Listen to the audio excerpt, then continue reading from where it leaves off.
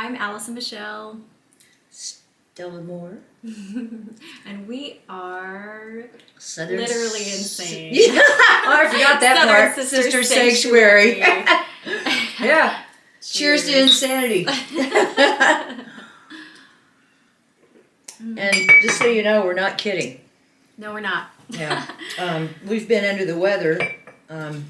In my case, I believe it's because of the 2 eclipses we just went past, because I've been keeping track in a wee moon calendar that's a calendar from Oregon that some women have been producing for years. That's very awesome. beautiful. Yeah. I got one for next year, so Yeah. I've been just biting at the bit to start. Yeah. But so I've just been slowly working in the moon cycles until I can start. But 2023, man, I'm officially a non-linear being as of 2023. Yeah, yeah. We're edging by out. The moon. Yeah, we are. We're going by the moon. Mm-hmm. I've been watching for years, and I know for a fact that mine's affected by light. I'm bipolar one. Rapid in my case, rapid cycling. I got a whole string of words they've used over the years. Sometimes they've said, what was it? Well, anyway, I hallucinate, so whatever. Whatever you want to say about that. Yeah. Oh, yeah. If anybody watches Warrior Nun, those wraiths that fly around, mine didn't have skeletal faces, but that's exactly what I've wrestled. Really? Dust demons. Yeah. They looked. I called them dust demons. They looked like dust demons to me. Okay. I wanted to tell you that was the parallel there. Yeah, yeah. That's why I don't watch things like that all the time, because to me it's not fiction when I see media it. Media can be very triggering in that regard, because it's like, on the one hand, it's so much relief to see these things depicted in some way, but it's always the grandiose Hollywood way, which does not healthily feed into the mind state. Yeah. I mean, it might be a natural product of the mind state, though, because the living reality. Well, yeah, I hadn't seen anything like that ever. That was before they put it in movies. They didn't have the right. You were just experiencing. Yeah, they didn't have the technology. True. But now they've got the technology, and somebody who either has a relative like me or is like me did that artwork. Well, I also just believe that everything we go through, all these altered experiences of consciousness, they're latent in all people. Oh, I do. So even if, and again, it's the thing where subconsciousness leaks out of people as well. So even if everybody that created shows like that didn't know our experience, it could still come out in the form of fiction, because that's the subconscious expressing itself. That's what art is, really. When you're really letting go and getting out of the linear space to create art, that's where all genius comes from. It's straight from the source. And it's all those ultimate realities that we kind of have more access to on the daily. Yeah. Which I wanted to talk about Kanye today, not as the main subject, but as a starting point, kind of. Yeah. Because our whole thing is, we are the people that see that the emperor wears no clothes. Like, he never did. We never were fooled. But the emperor will continue to paint us as crazy until we kill him, like, figuratively speaking, of course. But that's funny, because the emperor card has been coming up so much for me in the cards, and I'm like, what is this? I know I have a thing with Aries, but leave me alone. Like, I don't want to see this dude anymore. Yeah. I don't know what this means. Yeah. And I've realized, I think it's me. Like, it's trying to, I keep wanting to see the Empress for myself. Like, I want to live into my full feminine identity.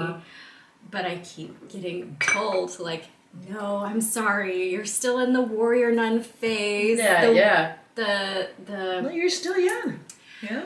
I don't feel it, man. I know you don't, but you are. Trust me. I've been in both places, and it's shocking how young this still is where you are right now. When you get further down the pike, it's like, shocking. You had a child at 38, and I'm like, yeah. I just can't even imagine having that much life left. And I had an abortion. I was married, but I knew I should not have children. because of what had happened in my childhood. I was sure of it. And I didn't think I'd be a good parent, so I had an abortion. It was the first legal abortion in Norman, Oklahoma in 1970. Wow. Whenever they passed that, would that have been 74? Don't remember anymore. There's some history now. Yeah, it is. That's what I was thinking. I should really try to figure this out. Yeah. Okay. You had Would have been 74, first. 1974, that summer. You had the first legal abortion. September of 1974. Wow. Yeah. And we've And since rolled what had back happened the is progress that on that. I knew I was pregnant. I could feel it in my bones. And the bunny wasn't dying. You used to have to kill a rabbit to prove you were pregnant. Oh my God. Yeah. What? They used to. You didn't know this? Yeah. They There's used to inject rabbits with our stuff, and if the rabbit died, you were pregnant. It's like a lethal dose of hormones or something? I guess. I'm not a doctor, so Lord, I wasn't look what on I that brought end of today. it. I know, I was looking at that. Poor bunny. I brought these as a reminder of our topic today. And so, because- on the last legal day that I could have done it, Well, we're because talking about abortion. there was a limit then. It was 6 weeks. I got it done right under the line because I knew I was pregnant, so I kept going back. And finally, it showed that I was pregnant. This is scary. It is scary because That was not very long ago. I was not an evil person, but I hadn't had therapy then. Yeah. You know, not much. I would say you could call it no therapy because it was maybe 4 visits at that age, you know, that I'd had. And like the Bible says, the sins, and I call a sin anything that's divorced you from source, from peace, from feeling good about yourself. That's a sin. That's what sin is, you know. And I feel really good in these gloves. oh, I should go get mine on. No, I actually brought So this we whole match. get up It'd be for so you. cute. I Oh, thought you this did? would You be thought I was going to yours. be the rabbit today. And I'm Oh my so God. you just sat there totally unfazed with your story. As Well, yeah. I can't even look at myself in the mirror in these. Really? And like, Oh God, no! God, I think it's cute. it looks so weird. So, I've been crazier longer than you have. Maybe that makes a difference. It's really annoying. This thing. that would probably bother me, but it's cute. But anyway, that I was the first one, and I can tell you without a doubt that poor being would have had a very hard life here. Of course, maybe they were choosing it, and that's why they were coming in. But I wouldn't have been able to take that.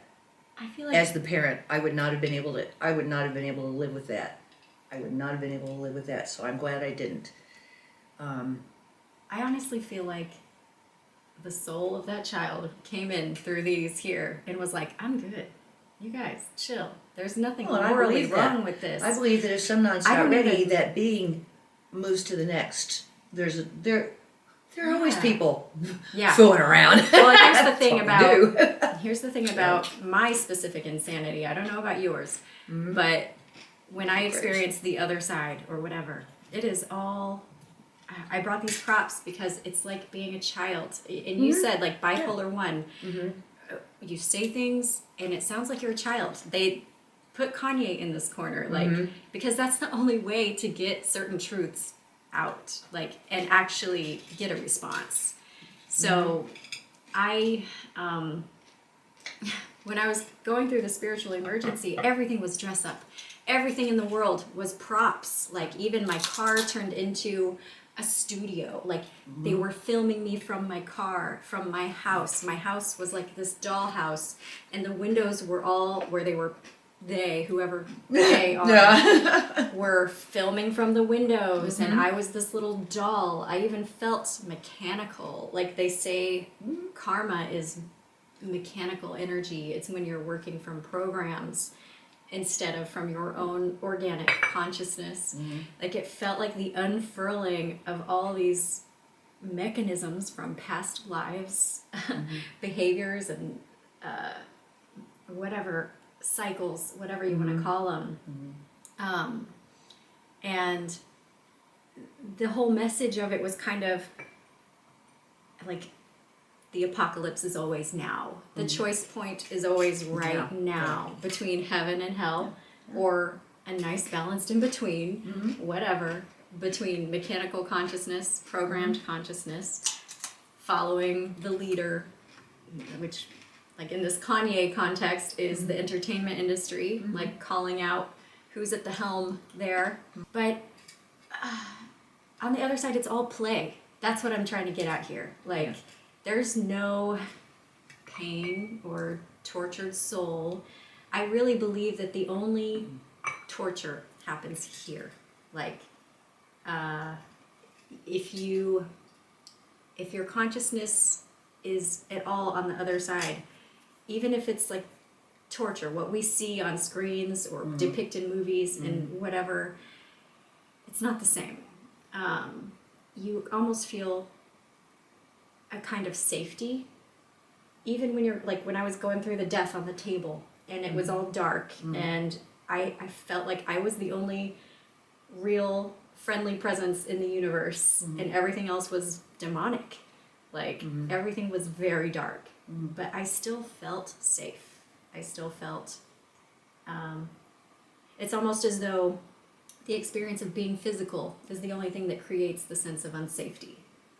Well, this I think is where our diagnoses separate our experience with this.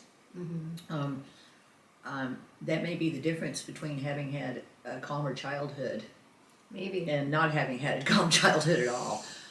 Because mine had even though I'm from an upper middle class family, you know, and in the background, you know, people have been bankers, politicians, you know, artists, you know what I mean, kind of in that area.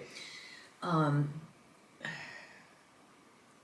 they don't talk about anything, you know. But I feel like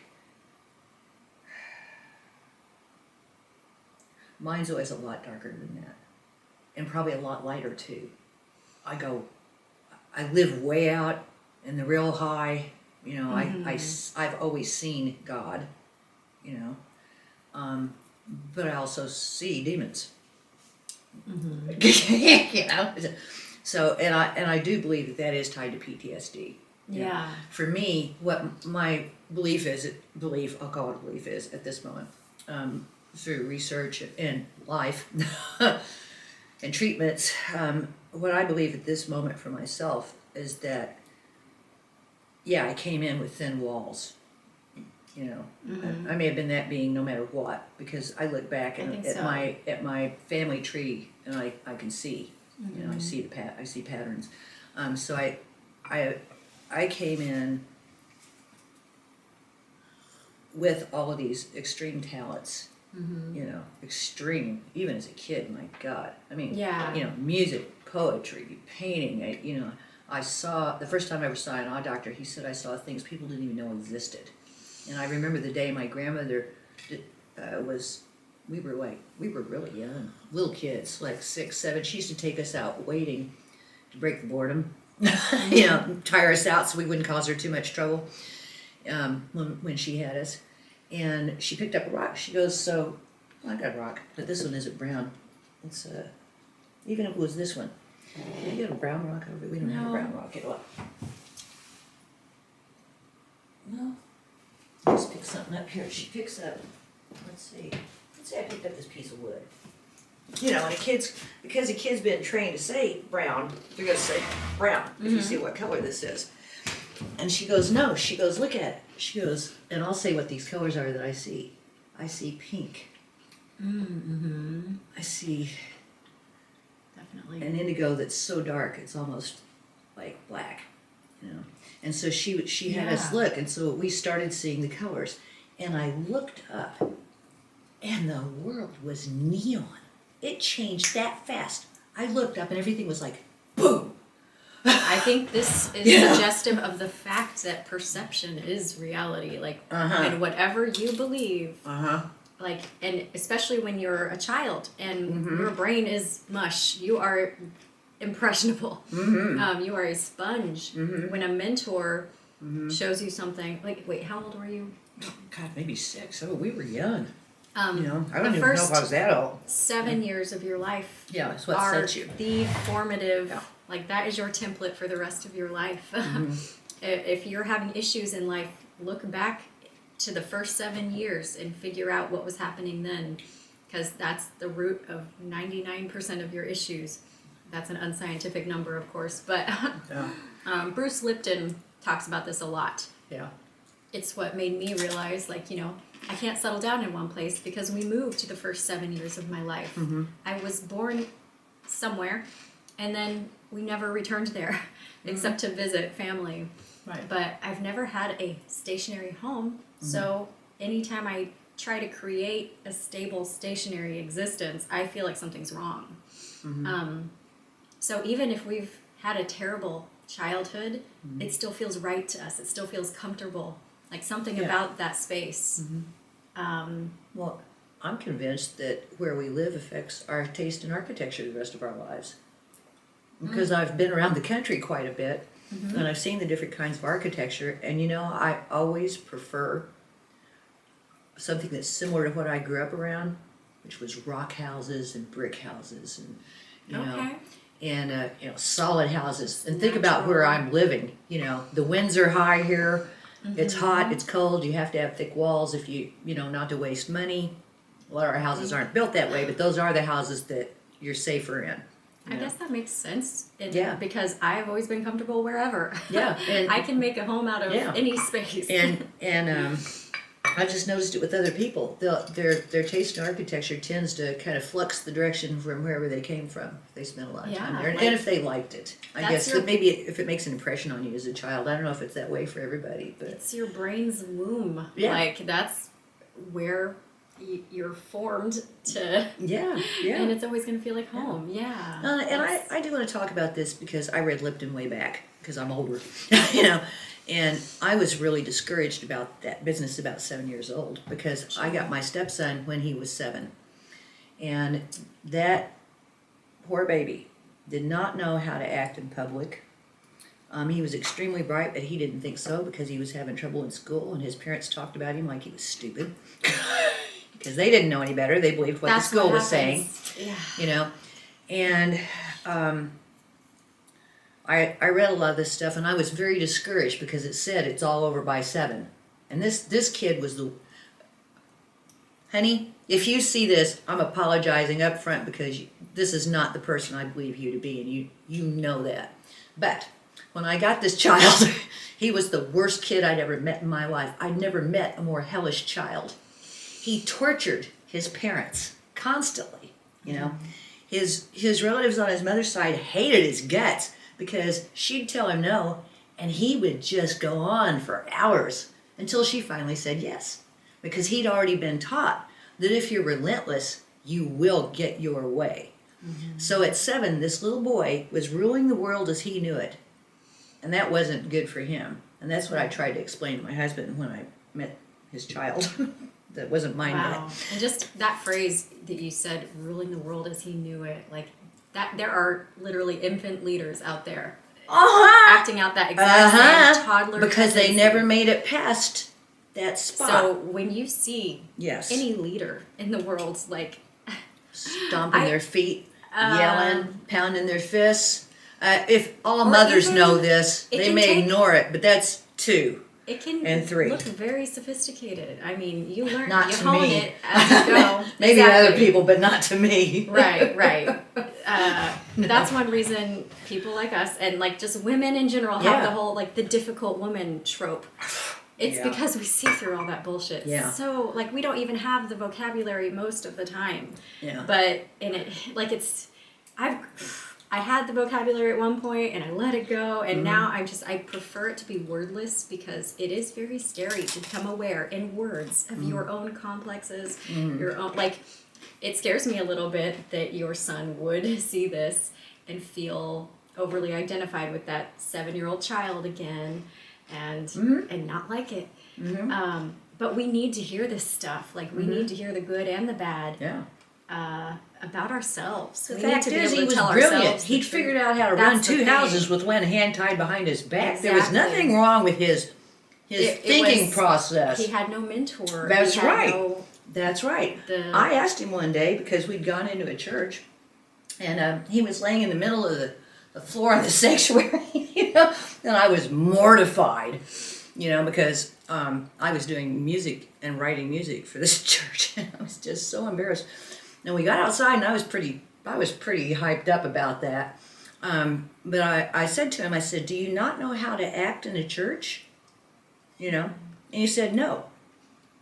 And I said, "Well, okay, here's what we agreed to. From now on, when we go someplace, I will tell you what I expect before we go in." And he did great after that. Yeah, That's all amazing. he needed. That's Guidance, all he just needed. a little gentle guidance. Yeah. Instead of expecting that somebody, especially a child, knows what to do. Yeah. Adult humans children do get this to each blamed other all the time. Children get blamed all the time, and I have always said, if you want to know what's going on in a house for real, look at the children and the animals. You will know. If the animals are freaky and weird, aggressive, depressed, whatever, if the children are acting up, if they're bullies, if they're crying, if they're, folks, that stuff doesn't come out of the black hole of nothingness. Stuff is going on. And I don't want to shame and blame anybody, because I don't feel that way about my own family, even about the things that happened to me.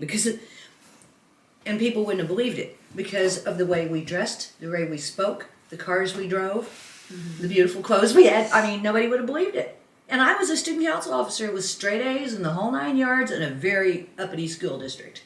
Yeah. You know? I honestly, I think that's the reason everything, like, aesthetically speaking, like with Trump and with even Kanye, like the aesthetic of the perfect life is being destroyed because it was never what it was portrayed as. Isn't. Yeah, it isn't. The perfect life is violent, calm, exciting, Perfect life. boring.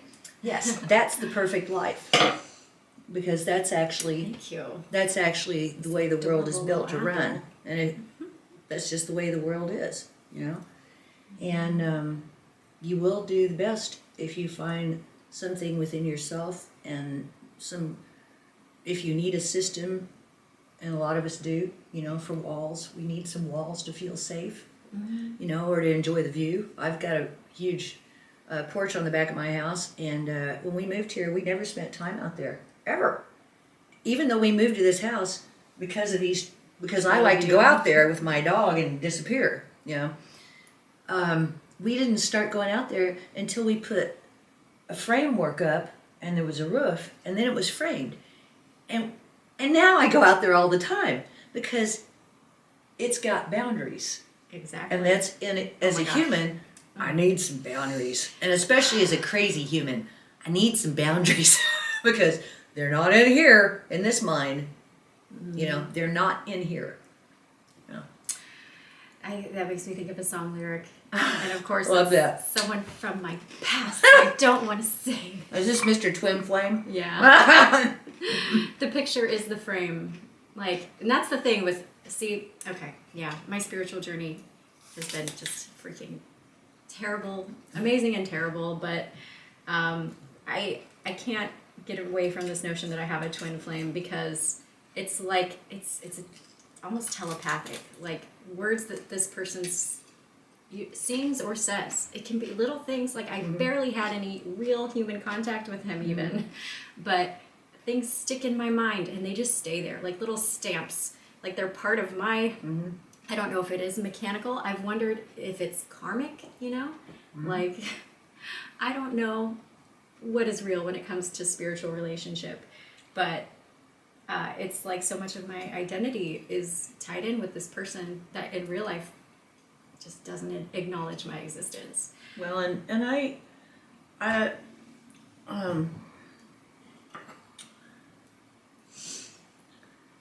okay. Legally, I've been married 3 times. Spiritually, once. The first 2 times, because I was not allowed to date, those should have been my first 2 real boyfriends, because that's what that really was. It was just the first time I got involved with somebody for real, because I didn't in high school, or junior high, or any time before that, because of things that were going on. This is so good. I know. What It kind is, is isn't this? it? I think We're it's gonna get back probably to that. Fuji. We eat Fuji apples all the Okay. time. And this was just a little baby that was in the bag, and I took a picture of it because it was so beautiful. And now, thank you for the gift you've given our bodies. No. It's gonna get me. Oh, okay. poisonous. No. I always talk to my food in my head, but I don't always say it out loud. Sorry. I meant that to be like a tiny little, this is delicious, and then you'd continue with what you were saying. I didn't mean to totally derail. No. With a poisoning. Okay. Continue. Now I don't remember. The Oh, two yeah. boyfriends. Okay, yeah, what I want to say about this twin flame business, because that's kind of a newer term. When I was young, they just called it your true love. And I'm just going to toss this out there. I think to some extent, this is a Hollywood product, a California product. Okay. Because it's not that there isn't somebody like that for you. There are many people like that for you. Your damage matches up perfectly. So it is your most beautiful and terrifying chance at some state of enlightenment. Not everybody wants that. And if you don't want to marry that person. Both the first two guys that I should have just been dating were those kinds of people for me. Yeah. The only people I've been involved with like that for me, because of what happened to me, I virtually didn't date. So I would just, during mania, because normal people were frightened of me, the only people I would become attached to were people where it was this The romantic opportunity for growth type. That's a good way to put it. Yeah, thank you. Yeah, romantic relationships are our biggest mirror. That's why they're so fraught. I mean, it all comes down to our deep friendships. Yeah, Because my deep friendships have been the same way. Again, you know? like sex is our source. Mm-hmm. It is literally our origin, and the whole turning it into a dark, twisted thing like that itself is a reflection of our being drawn to either the nihilistic, like the negation of life, or the light. Yeah, the flourishing of life. So when you like, it's amazing how sexuality, context A, it's dark and twisted and demonic, and it hypnotizes you, and it's Eve in the garden tricking out, or I don't even know what that whole thing is anymore. And then here's context B, where it's pure and beautiful, and like it's both. And it's real love is that's both overlaid, and the twin flame relationship specifically is where you confront how exactly both that is, all that stuff is. But in our ordinary lives, that's too overwhelming. You can't just build a little house and home and family. I would have killed him eventually. He was violent. Everything was always my fault. I'd just stand there and I'd get hit. And we were musicians together, working 6 hours a night, 6 nights a week, and I was playing and singing. And one night he hit me so hard it knocked my jaw out of place, and it didn't slip back in for like 2 hours. And now when I'm under stress, that still happens. It's very painful. Body memory is what happens. You have to shut up. You can't tell anybody. Yeah. He's dead now. He died young because, of course, he was bipolar too. Of course. But the reason I tricked him to get out of the marriage,